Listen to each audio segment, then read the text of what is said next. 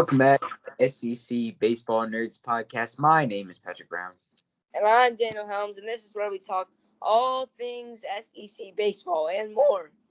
Today, we're talking about Gamecock football. As you see, I got the jersey on. We're excited. We're normally a baseball channel, but with the excitement of football season coming on Saturday, we just have to have a special episode to preview football season. Daniel, I'm going to start with you. You've been quite excited about this, and let's get the show on the road.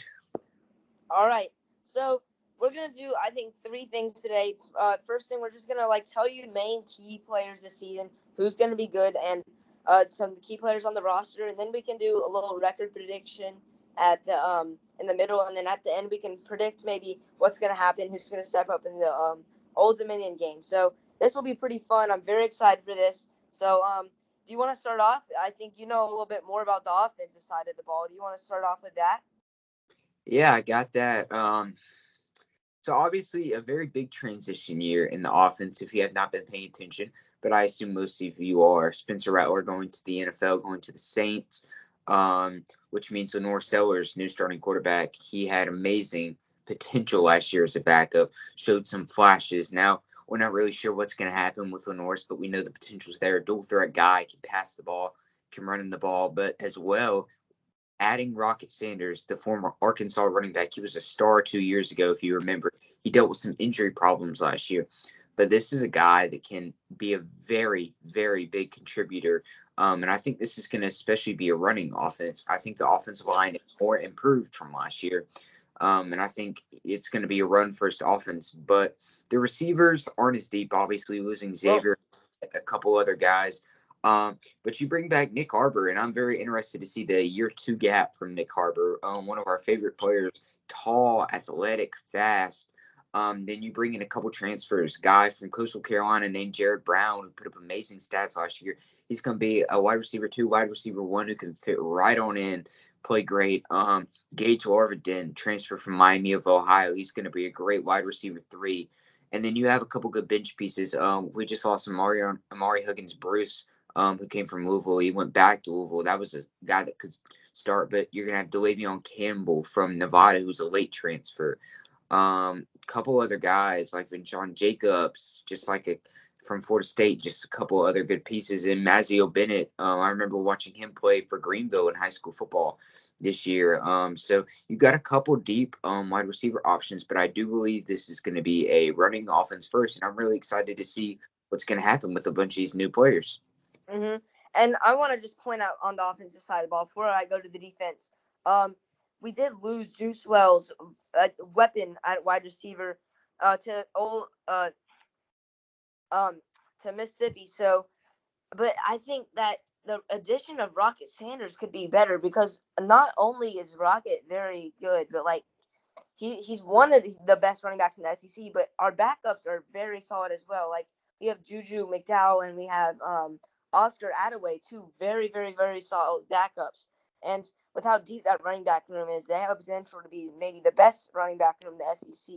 But I want to talk a bit about the defensive side of the ball. So our defense, we lost some players, but I mean the change on defense won't be huge. I think we in the secondary, very experienced defense, which is good, and we do have a projected NFL talent from Irmo when he went to high school. I think this is his this is his junior season now, and he's just, I mean, he's a monster. His name is Nick Eamon Ward. He's 6'7", I believe, and he runs like the wind.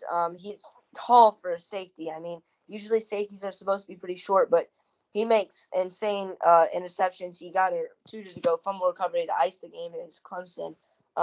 Last year in the Clemson game, no one really remembers this, but he made, I believe, a toe tapping in the end zone interception where he caught it above the Clemson player. But Nick Eamon Ward is just a stud in the secondary for safety. And linebacker is a pretty deep group. Usually South Carolina is used to not being able to stop the run nor being able to run the ball. But this year we're going to be able to run the ball. And with Devo Williams on linebacker, we will definitely be able to stop the run a lot better. And he's just a monster of a player, a heck of a player. And you have just so many good players.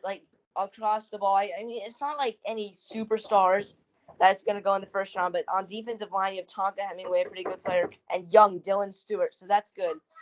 And the stats about the defensive side of the ball. Is there anything you would want to say about special teams, maybe? It's going to be an interesting transition this year. At kicker, you're probably going to have Alex Herrera. It's like a seventh-year senior. I don't know what's going to be there. We'll see. I feel like we're going to have a good special teams year, new special teams coordinator. I feel like we're going to play some Beamer ball this year. I'm excited to see Kai Kroger for that fifth and final year at punter. He kind of struggled a little bit last year after all the hype was there. I think Kai will have a great season. I'm sure excited to see what special teams can bring. I think it's going to be a great special teams year. Last year, dipped after year one of Beamer ball. But I think it's going to be a really good special teams year. We can talk. Our special teams is always great, but I want to talk a little bit about our record and some predictions. So let's not go over every single game. Let's just obviously just Vanderbilt, Wofford, Old Dominion, and we just have 4 cupcake teams that we always usually play 4 cupcake teams. Those are easy wins, but I think we'll go 7-5. I'm a little optimistic. With wins about Kentucky, LSU, and Clemson, because I think Kentucky's we always beat them. And LSU, I just think rocking home environment after a big win against Kentucky, we'll get the win. But then we'll go on a losing streak. At the end of the year, after an easy win against Wofford, I think we'll beat Clemson. Last time we played in Memorial Stadium for Clemson. Yeah, I like that. I'm going to go 6-6 this year. I don't know if the consistency is really there from this team, but I think this team is going to maybe struggle a little bit in the earlier season. A young team, but has veterans, and just getting those pieces to click, I think is a very big deal for this team. But I think it's going to start out a little slow. I think there's going to be some growing pains, and then this team's going to be red hot. I think they're going to be the last couple of weeks, one of the better teams in college football. And I think you're going to carry that momentum, kind of like 2 years ago when that team finally just clicked. I think you're going to find that momentum. Yep. I mean, I just think this is going to be a big bounce back year for us. And I just think last year was kind of a fluke. And I believe in Sellers a little bit more than everyone else. His dual threat ability is great.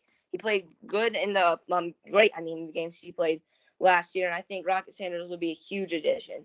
So, do you want to talk about the Old Dominion game a little bit? I mean, any predictions or anything? Because I think there's some players who are going to have to step up, like Lenore Sellers, and I think even Wardy's going to have to take a step up a little bit. But I think if I had to predict the game, I would think 42-17 would look about right for South Carolina.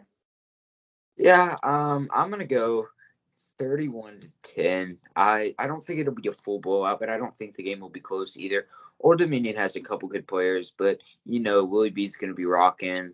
We got the better team. I just think the Gamecock energy is gonna be there, and I think it's gonna be close, but not close. Okay, so I think this about wraps it up for us. This is SEC Baseball Nerds Podcast. We did a little football episode today. Feel free to like, subscribe, and share if you want to. Anything you would like to say? No, my name is Patrick Brown. I'm Daniel Helms, and thank you for watching.